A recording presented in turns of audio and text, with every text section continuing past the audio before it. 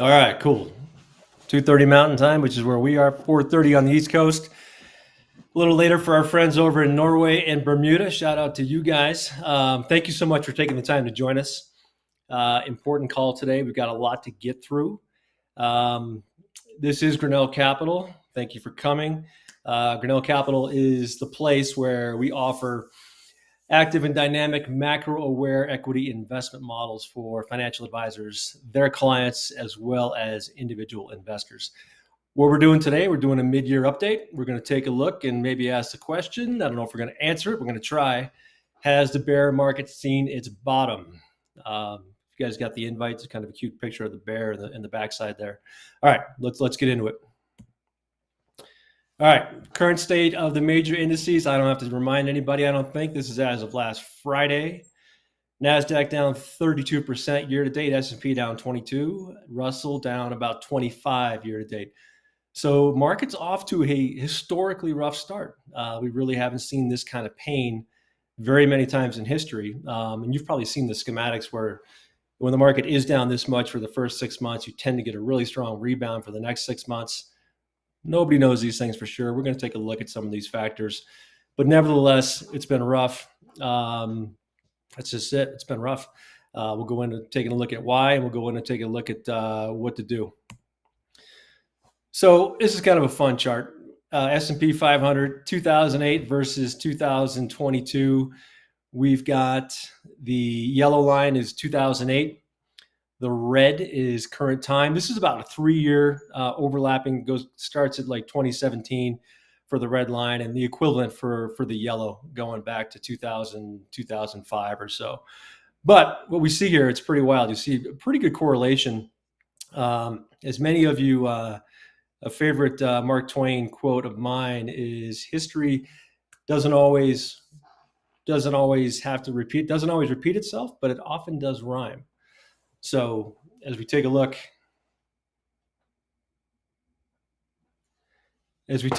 at 2008, you can see this little dip right here in the red. This is when COVID hit. Just a little context there. So chugging along, and we've had that good dip. And 2008, you look at this chart, you think maybe this is not great. Maybe we're going to be doing the same thing as what happened in 2008. Now maybe I'm more worried than I was 45 seconds ago when I tuned into this thing. The conditions now aren't anything like 2008, which is, I feel pretty confident saying that. So if you remember back to 2008, if you don't, then you're probably going to be turning 30 sometime soon. But back in 2008 was a total credit crisis. We had freezing of markets. We had, the whole subprime lending problem. We had whole structured products blowing up on Wall Street. We had Lehman go out of business, one of my former employers. We had Bear Stearns go out of business. We had Washington Mutual go out of business. We had consolidation of Merrill Lynch by B of A. Anyway, remember those times. Totally different time. This is not that time. Actually, on the contrary, investment banks are very well capitalized right now. It's something we're going to touch on actually a little bit later. So I would look to this comparison for context. I wouldn't draw necessarily magnitude from here in terms of where we're headed. Could we go lower? Sure. Are we going to go that much lower? My guess is probably not. All right. This downward spiral, like any downward spiral, can lead to opportunity. If we go the human nature, human behavior aspect of it, everyone hates losing money. So the fear of, in my opinion, and this isn't just my opinion, I think it's a study out there somewhere, I just don't have it cited, so I got to say, in my opinion, the fear of losing money is more powerful than the fear of missing out on returns. So this has been, well demonstrated. You had people in 2008, you probably know people, hopefully it wasn't, you or your family or anything like that just couldn't take it anymore. Late 08, early 09, said, forget it, I'm out of here, never touching stocks again. And that was it. And they were gone. And a lot of them never came back, and they missed 09 to present day. That's kind of a whole lifestyle factor in terms of difference there. In my experience and opinion, the market does go up most of the time. Times like this are tough. I get that. But the reality is the market goes up close to 80% of the time. So how do we deal with times like this when it's not so great? And how do we get here? So let's take a quick look at this. These are all terms that you're going to be very familiar with, I'm sure.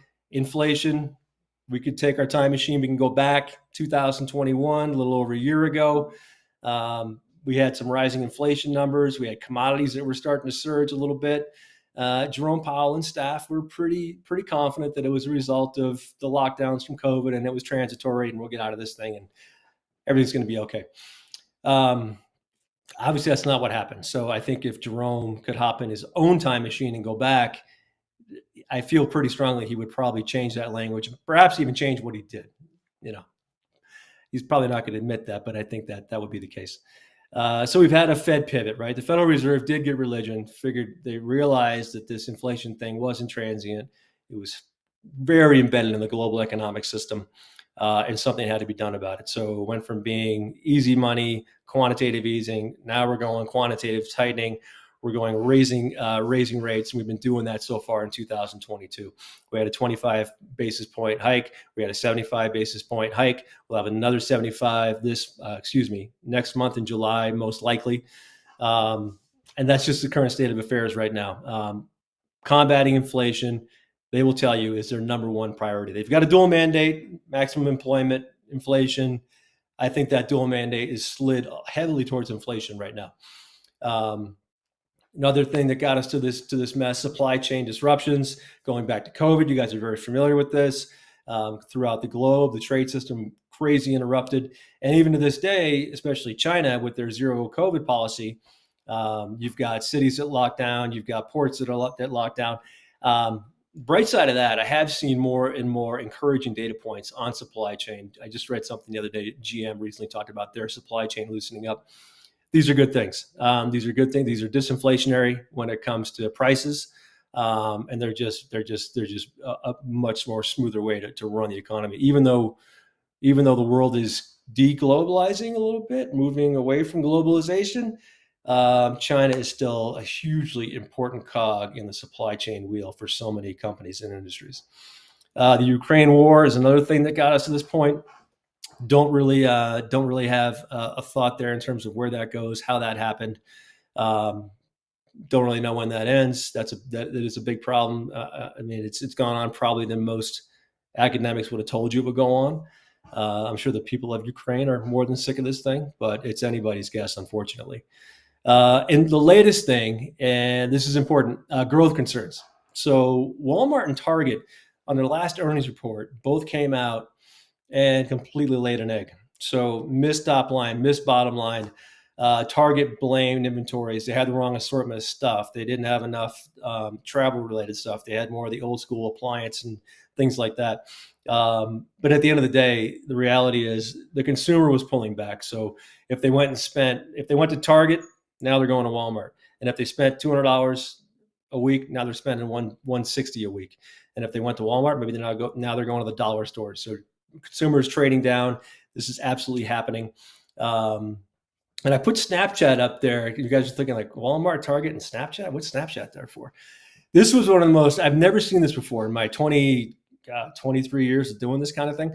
I'd never seen a company come out, give a quarterly report, give guidance, and then come out 3 weeks later and revise it all dramatically lower and say they weren't going to hit the current expectations. They were going to miss them by a mile. Their business, and obviously they're heavily advertising, is what juices their revenue, is advertising. Fell off a bit of a cliff. So that was a shock heard around the world in terms of Google and all the other advertising names, you name it, everybody down huge. But I've got them up there because I do think that's maybe not entirely Snapchat specific. Maybe that does have some spillover into even the bigger guys like the Googles of the world, because that would be part of the playbook if in fact things are slowing. Advertising would slow as well. All right, a little more on inflation. Taking a look at the consumer price index. You guys see this? I love charts. Charts tell 1,000 words. We're going back into July. Things started to get a little bit heated.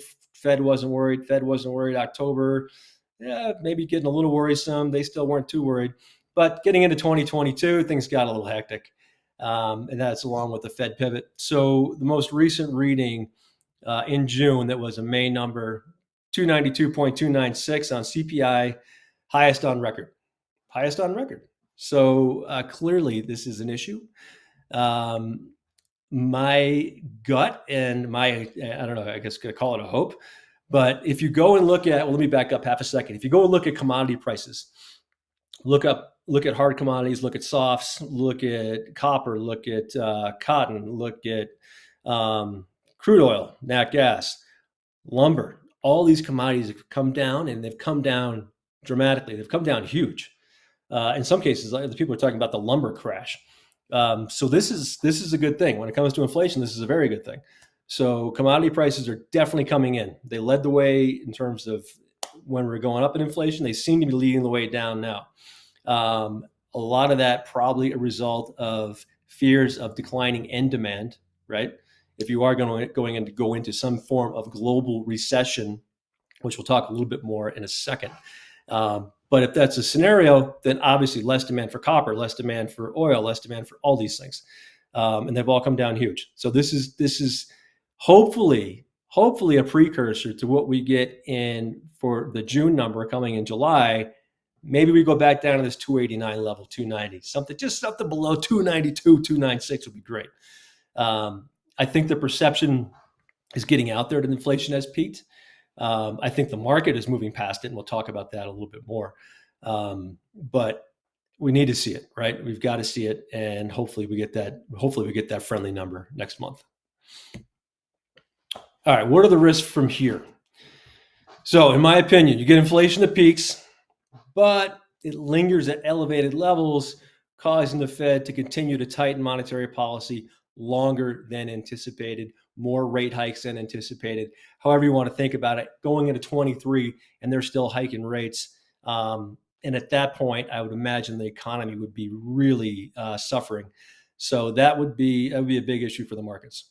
Now, the flip side of that coin, another problem, if inflation does actually moderate, so we do get that more friendly number that I just talked about, but the Fed does keep tightening for fear that it's not declining enough. Maybe they're not seeing enough. They don't feel like enough progress is being made there. And the Fed kind of causes a bit of an issue because they just tighten too much into declining growth, right? That's kind of everyone's worried about stagflation, where you get inflation, declining growth, recipe that's just not good for the stock market, period. What it looks like here, hopefully we're having inflation rolling over along with growth. That's okay. The market can take both of them going down. But it doesn't like inflation staying hot and growth going down. That's no bueno.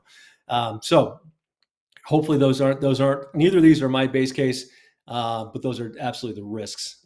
Two big ones from here. All right, this chart I love. So I think it always helps take a look at history and what's happened in the past. We've got a situation now, we're talking about recession. We're going to talk a little bit more about it in a minute, but let's assume that's the case. That's what we've been assuming for a long time now. We've been in the recession camp for months. I honestly don't think it matters. We'll talk about it. I'm kind of getting a little ahead of myself, but what I mean by that is I'm not sure it matters if we actually go into a real recession or not. Perception is reality. Right now, the perception is we're headed for a recession. And that's really all that matters. Stocks act like it, fixed it, bond market acts like it. Everything's acting like we're heading towards recession. So just assume it. It makes life easier. So here there's two things I want you to take note of. All these charts, there's two things they all have in common. One, take a look. The blue dotted line is S&P 500 and the gold line is GDP. So as the S&P 500, you can see here in each example, before GDP goes down, the market goes down first, right? S&P going down, then GDP rolls over. S&P getting clocked, then GDP really rolls over. S&P going down, then GDP finally goes down. Here, you got a market that's mulling along, heads way south. GDP rolls over just after that. Same thing here. Market's going down, then GDP finally rolls over. All right, you get it. Every one of these, the same message. The S&P is leading the way. The market, as you guys have all heard this kind of a thing before, is a forward discounting mechanism. It tries to see the future, sees trends ahead of most folks. There's an old saying, analysts can lie, bankers can lie, stocks don't lie. I'm neither an analyst or a banker, by the way. So going back to the chart, there's another thing I want you to take note of. The S&P 500, just as it heads down before GDP rolls over, it starts heading up before GDP rebounds, before it even troughs out. So before you see the worst levels of GDP, the market's already going up. Market's already going up before the worst happens. Market's going up before the worst, right? Every example, market's going up before that trough in GDP. Whoops. Every example, market heads up before GDP goes up, all right? Forward discounting mechanism, that's one of the things to keep in mind now. Where are we right now? We're somewhere obviously on this market. We're doing this thing right here. I don't know, you pick your chart. We're doing this thing right here. And this is probably not too off pace here with what we're doing in terms of GDP. It's starting to moderate. Q2, people think is going to be an absolute disaster when it comes to GDP. I don't think it's going to be great. So you're going to see a definite decline in GDP in the second quarter. So who knows where we are? Who knows, and maybe this not too long down the road, maybe we're here and we do this. Who knows? All right, house viewpoint, like I already started to talk about. We're just assuming it's a recession. You get people every day, a new investment bank is joining the recession bandwagon. Oh, it's late 22. Oh, it's 23. It's going to be a huge one. It's going to be a soft one. Whatever, doesn't matter. Assume it's happening. Corporate America is probably assuming it's happening. You've seen the layoffs. You've seen all those kinds of things that people do in advance. You've seen deferred spending. We've seen consumer weakness. We've got home sales down 16% in the month of April, worst since 2013. We talked about Walmart and Target and their earnings report disasters. We talked about Snap. Sorry to pick on Snap. I'm not a Snap fan, but I've never seen anything like that. And we also had 70 of the S&P 500, 70 companies within the S&P 500 have issued negative guidance for their Q2 earnings season. What is that? Negative guidance just means they took their guidance down versus prior, below what consensus was, below what they prior guided to. That's the highest number since Q4 of 2019. That's not that long ago, but the point is it's a relevant trend. That number probably goes higher. And when second quarter earnings reports come out in July, we start getting those. So what was 70 S&P 500 companies? Maybe now it's going to be 150. I don't know. It's going to be higher. Why? Margins. These guys have been getting killed on margins in terms of inflation, their inputs, their costs of what they're doing, with the exception of a few industries. But their costs have been elevated, making it harder for them to pass on those elevated costs to the consumer, to the end customer. Now you've got a weakening end customer, makes it all that trickier, right? So if you lose pricing power, along with you got elevated costs, you got a little bit of an issue when it comes to your margins. So you're going to see a little more of that in July. Next, big uncertainty. So I love this slide. This is what you paid the big bucks for being here. This is something most people don't talk about. I think it's huge. I take a look at this through all cycles. So earnings in general, that's obviously talked about a lot. Earnings revisions and trends aren't always. How low do earnings have to go? So again, assume recession, earnings have to come down. These companies aren't going to make what's currently being forecast for full year 2022 and probably not for 2023. The numbers are starting to come down. The process has begun. It takes a while, right? Some of the analysts are a little more proactive than others. They take numbers down. They take down estimates on the companies they follow. Then they get an earnings report. It's not that great. The company lowers guidance. Then they take the numbers down more. And that goes on for a couple quarters. Especially cyclical companies. So I want to stress this. So that, in my mind, those are the ones that are most at risk right now. Cyclical companies, in terms of at risk, meaning the most potential downside for their stocks, because their earnings are a giant question mark for investors. They just don't know. They just don't know. They assume they're not what they had guided to prior. They don't know how far down they've gone, because you've got a case where it's something like a Caterpillar, where you've got big heavy machinery. You get a couple suppliers, a couple customers, they cancel orders. Who knows? I'm not saying it's happening with Caterpillar, but that's the kind of boat that they're in. These are cyclical companies. They ebb and flow with the economic cycle. I would expect these revisions to probably, and they're going on now, they're probably going to continue to go on through year end. But here's the fun part. So just like in our S&P 500 GDP example, where the S&P 500 troughed out and it started going higher in front of the trough in GDP, the exact same thing happens with estimate revisions. So as analysts are taking numbers down, we can look at Intel. Hopefully you can see this. This solid black line is consensus Wall Street estimates and earnings for Intel for the second quarter, the one we're currently going to be closing on here in a week. So you can see where they ratcheted down, took them down. I think Intel gave an investor day and pre-announced something that wasn't going as great as they thought. Big whack to numbers there, going along a little bit over time. This is only March to present time. This isn't like a huge period of time.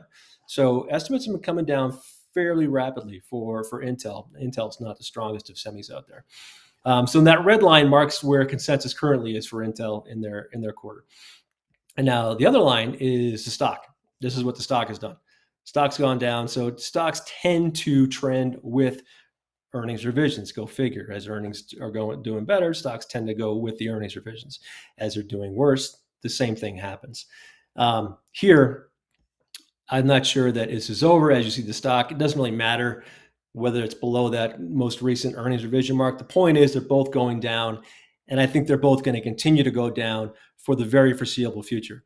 Where does it end? Who knows? For Intel, actually, I'm really not sure. This company's not doing that great. But let's pretend it's a super high quality semiconductor company. Sorry for any Intel employees out there. This number, the trough in earnings estimates is probably 1 to probably 2 quarters away, 3 at the most, before those numbers get troughed down to their max with the negativity built in. Now, but what's going to happen before that, like I said, the stock is going to know it and it's going to rebound.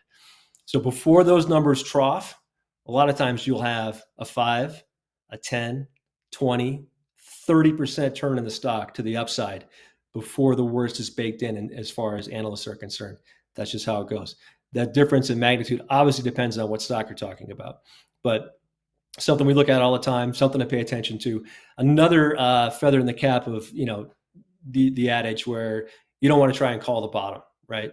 You kind of, if you feel like you're close, you feel like this is a good level, you pick away. It's a favorite name, whatever it is, because invariably it will do the hockey stick for you, and you'll get that upside instead of trying to chase it after it's already up 30%. I'd rather be a part of it. Guess maybe it's got 10% more downside. I'm picking away at it, and I catch that inflection of the upside. That makes me a happy camper. Let's take a look. I wanted to share this with you real quick. So today, this is as a reflection of, we talked about things are slow and growth is a big concern right now out there, right? Cyclical companies, big concern out there right now in terms of where the earnings are going. Here's a few of them for you. So just today, this is just for fun. I'm not trying to draw any big, conclusions here. General Electric down almost 1% today. Honeywell down almost 2% today. Deere, love John Deere, down 6.5% today.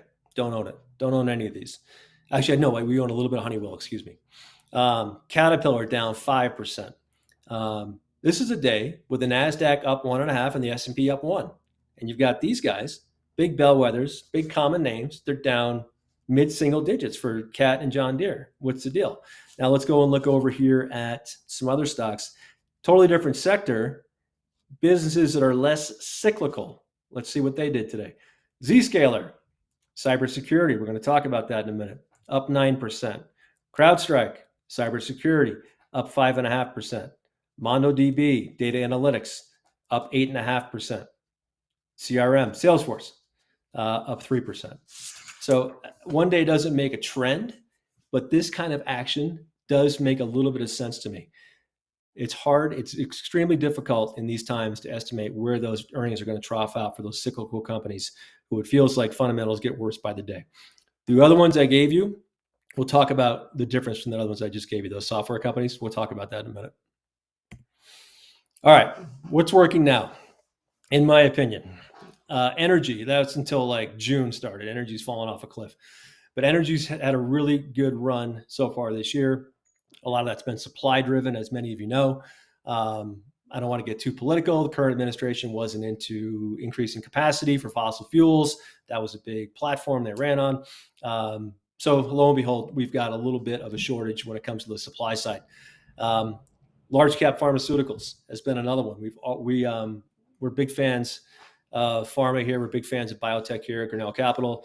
This has been probably our largest area of concentration this year. Large cap pharma has done awesome. Why? Defensive, innovative, hugely strong balance sheets, great dividends. They can acquire for growth and not even move the needle on their cash balance a lot of times. Engineering and construction has been another one.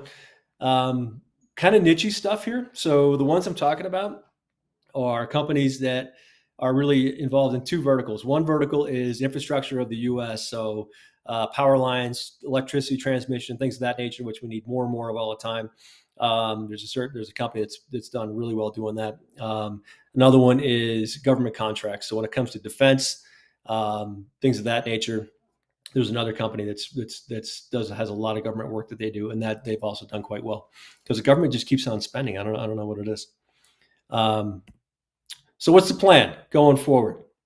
In my opinion, you want to go out and you want to buy Amazon, Google, Apple, and Meta, right? I mean, that's what everybody talks about on the TV. They want to buy these guys. Well, I'm being a little bit, I say no. But I am being a little glib. Let's back up half a second.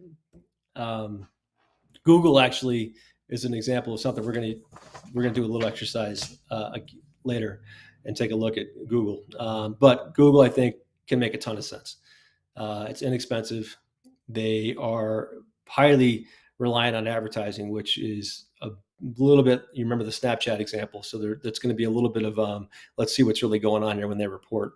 Apple, handsets are probably going down, who knows, but they're going to be around, right? Amazon, biggest retailer on the planet, AWS, and Meta, I don't know, again, advertising there, that one's a little goofy, but I say, the reason I did this for fun, cross those out, and let's take a look at tomorrow's leaders.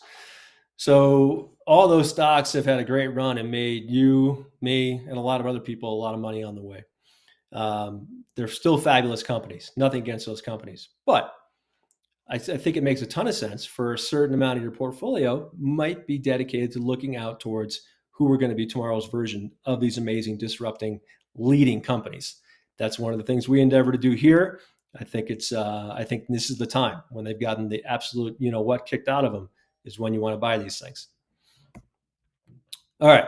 So more on the plan.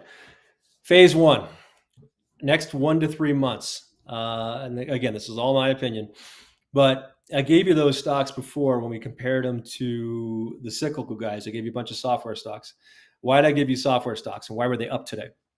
Up tape, but with those other guys going down. So software is honestly one of the best industries when it comes to durability of revenues, durability of earnings, just durability of that overall P&L.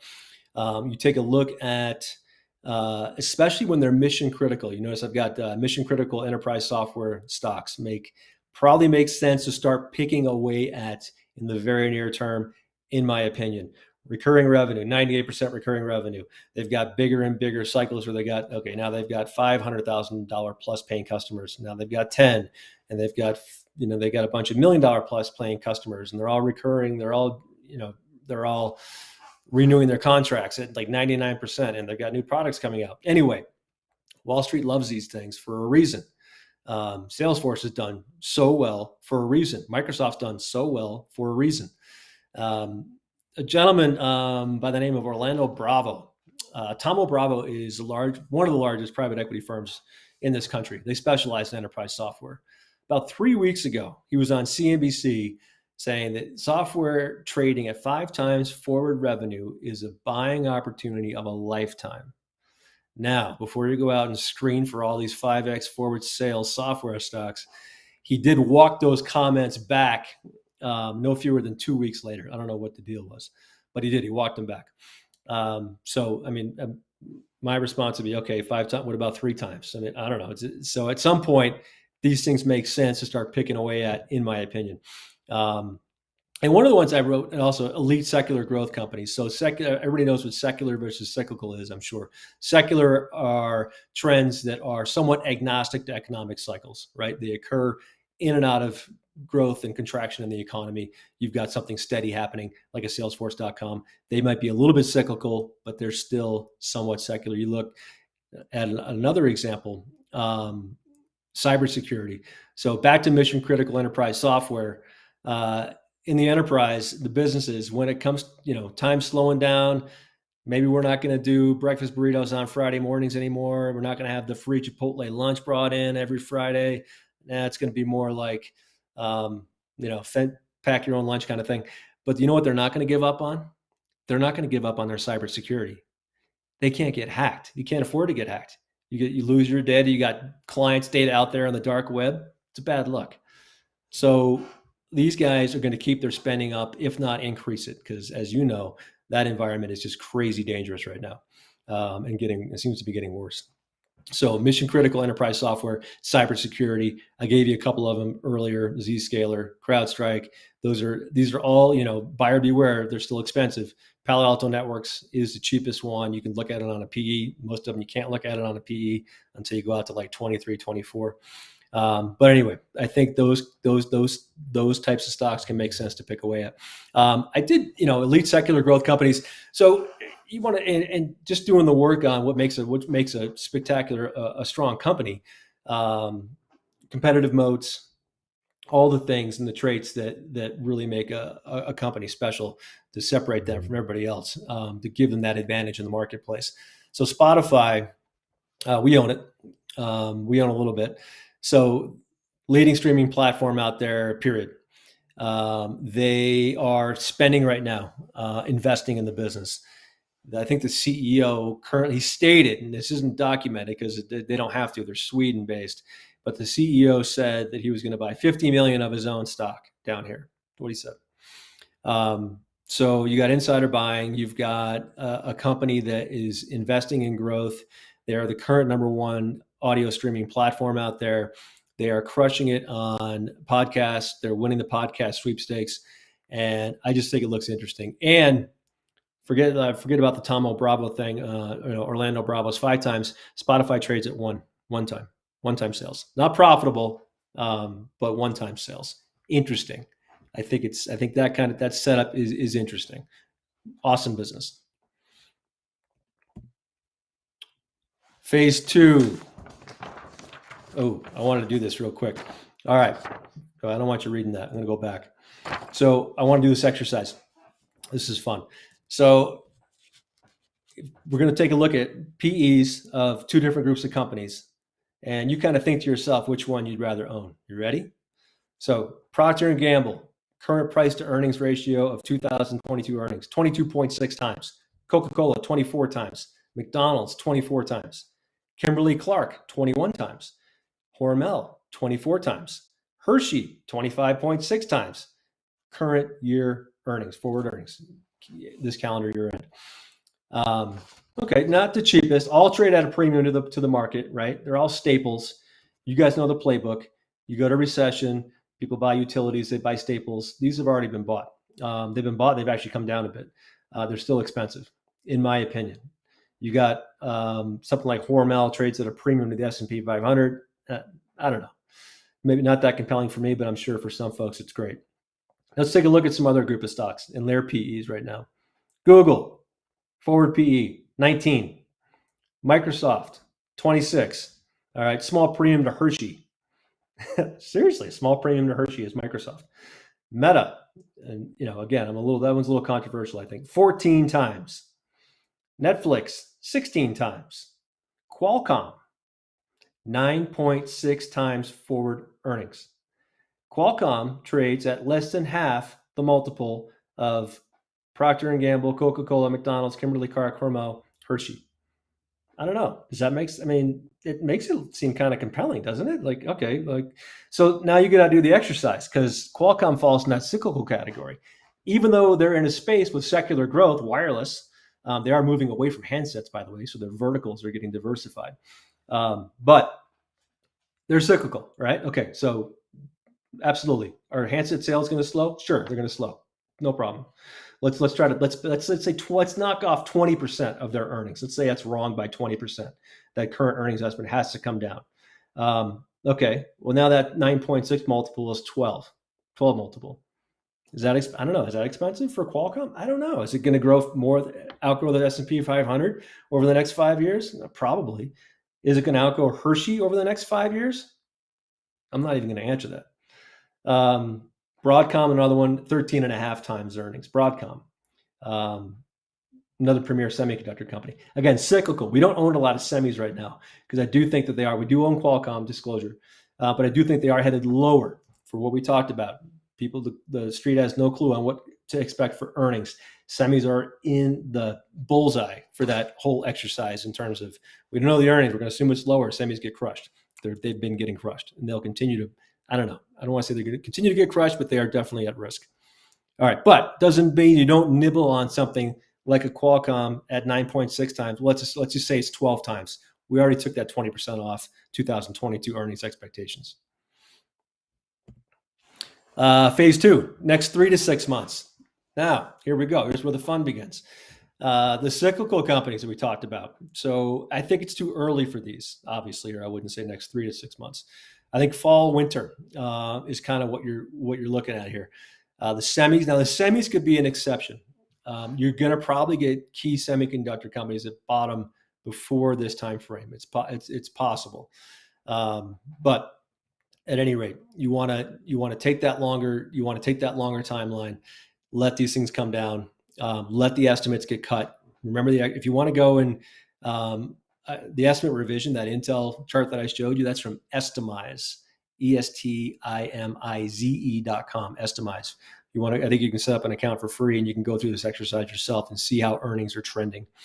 So cyclical growth companies, again, to be more specific about it, what do you mean by cyclical growth? These are industrials, right? All the ones I gave you for the stocks that are down today are all industrials. They're all machinery, industrials, heavily cyclical companies. Next 3 to 6 months after people just puke these things out and estimates get ratcheted down further is when those become buys. Other thing that looks really interesting, not quite there yet, I don't think. Deep value within key sectors. What key sectors are you talking about? I'm talking about financials and I'm talking about home builders, the home building sector.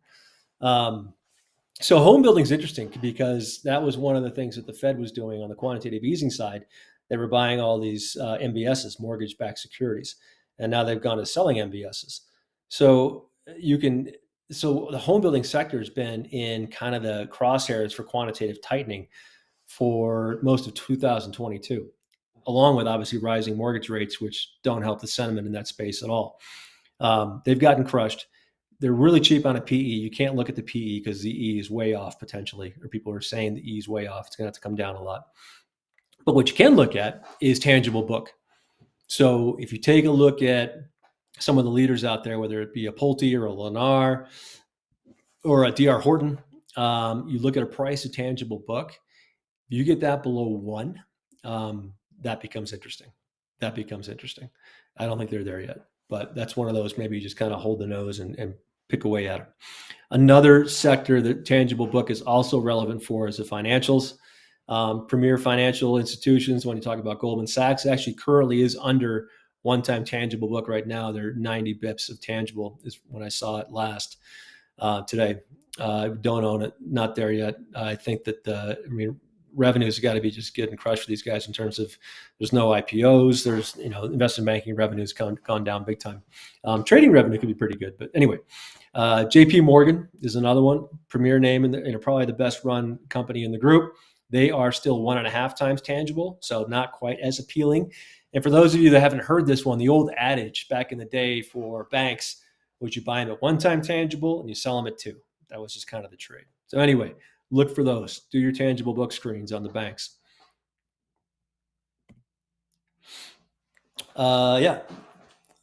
These have been real tough months in the market. The breadth and depth of the sell-off has been more than I expected, more than I think a lot of it expected.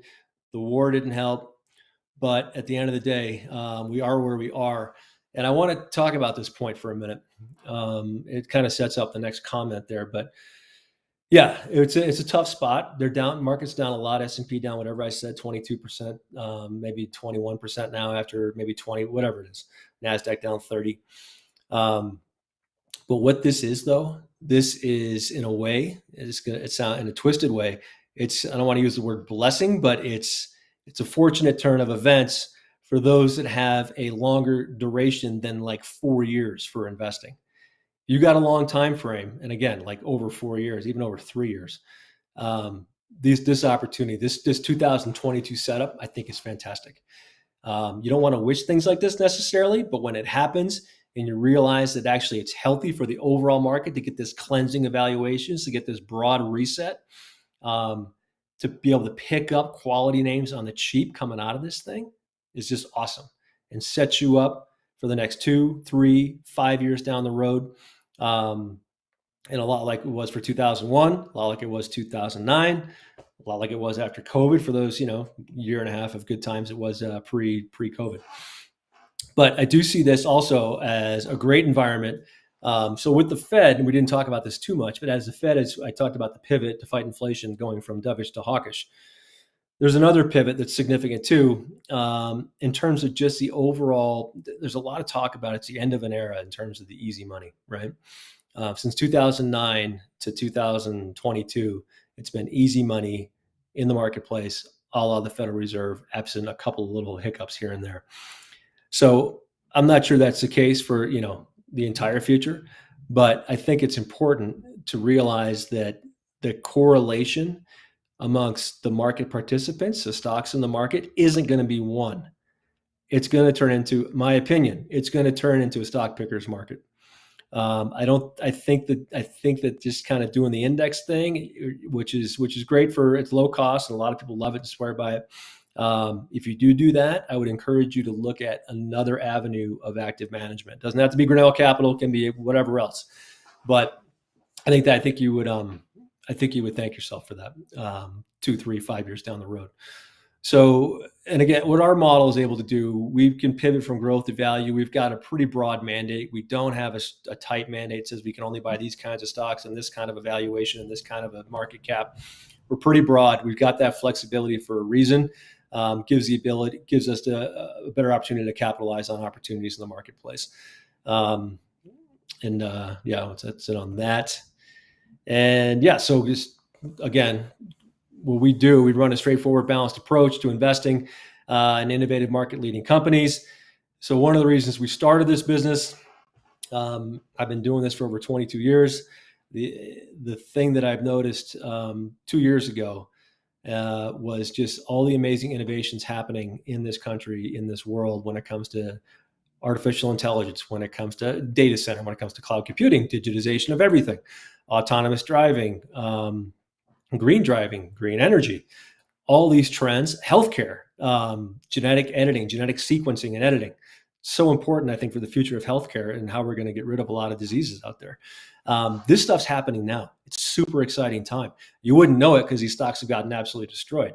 But a lot of this innovation is still going on, it's still happening now. And these are going to be tomorrow's winners. These are going to be a lot of tomorrow's Googles and Amazons and not Facebooks, Microsofts, what have you. So yeah, that's one of the reasons we started this company. That still remains a steadfast focus for us. And I think importantly, not to harp on the innovation thing too much, one thing to keep in mind, we are not agnostic to the macro. There are some innovation shops out there that are fairly agnostic to the macro condition, which just in my humble opinion is a big mistake. Focused on growth. We're always focused on growth. That's a lot of my bread and butter in Wall Street was focused on growth. We do also pay a lot of attention to value. We've got a value discipline on everything that we do, on its relative value versus peers in the industry versus the market itself. That's a huge focus on all of our stock selections. And the other thing that makes us a little more nuanced is the ability to cushion downside, not total downside protection by any means, but to protect on and in a way capitalize on downside to an extent by going long volatility. And that's something we can have a conversation about if you want to talk about it. So here's our two models. The Accelerator Model is our flagship. I'm not going to go too into this, but our goal here is to outperform the market over a 3 to 5 year period on an annualized basis. The market, S&P, NASDAQ, Russell, those kinds of metrics. Mostly stock heavy individual stocks. We do some ETFs. We have done blockchain trusts in the past. Ethereum has been the one thing we have participated on, made money twice on it, currently not involved. In cash, we have a huge cash. Well, actually, I did a little bit of buying the past couple of days, but our cash position now is about 26%. So that's a huge cash position for us. And we do have some vol ETF on as well, as I talked about. So we are very much ready, willing, and excited about the opportunities presenting themselves in the market. Ignition model is our other model. This is all ETFs. So with the Ignition model, we seek to duplicate our exposures in terms of style, sector, and to the extent it makes sense, geography that we have in the Accelerator, but we do it with ETFs. Some people prefer ETFs. It's definitely a cheaper model in terms of fees. The fees are lower on this model. Oh yeah. So we've got more reach outs that we do.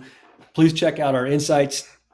This is for financial professionals only. So for my financial advisors, wealth managers, family office participants out there, we do a monthly sector spotlight and stock tip piece where we go and drill down into a certain sector, talk about the merits, talk about names that might make sense in that sector. We do that every month. Sign up on our website for that. If you haven't listened to our podcast, we do a daily podcast. It's quick, it's digestible. It's the kind of podcast I'd listen to because I have no patience for like 30 minutes. It's got to be really compelling for me to listen to something for 30 straight minutes. We do this in about 7. Just daily insights, like what's going on in the market, sectors, stocks, what's important, where are trends going, what do I think is relevant, all that kind of fun stuff. Daily, check that out. Wherever you get podcasts, you can find Street Views. Macro Views is our live monthly webinar. We try to do a monthly. Sometimes it's every couple months, but that's another thing. We'll either dig into a sector, take a hard look at that. Sometimes it'll be a market update, kind of like this, but a more condensed version. What's relevant, where things are trending. One of the expressions I love is, you want to skate to where the puck's going, to use the hockey analogy, right? That's what we always try to do here. Click on the follow link for YouTube and go ahead and do it now. And I'll wait. I'll get a sip of water. Did you click it? Excellent. Thank you so much for joining us. My hope was, I should have said this in the beginning, that my hope was you could walk away with this with at least a couple tidbits of something that made sense to you, that you can incorporate into your own personal investing. You can incorporate into your practice for your clients. It's not easy out there, but it is the best game going. And just keep it up. It will, the sun will shine again, I promise. And I think that's it. Disclosures. Yeah. Thanks again so much. And I will talk to you all soon.